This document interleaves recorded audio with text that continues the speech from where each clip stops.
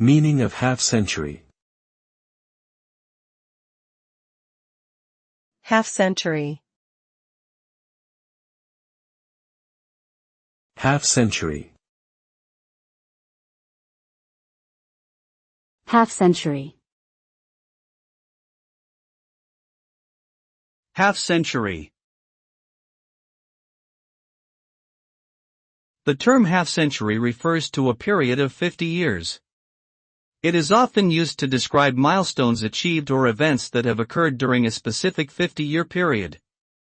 The concept of a half-century can be applied to a wide range of topics, such as social, political, and cultural developments, as well as advances in science and technology.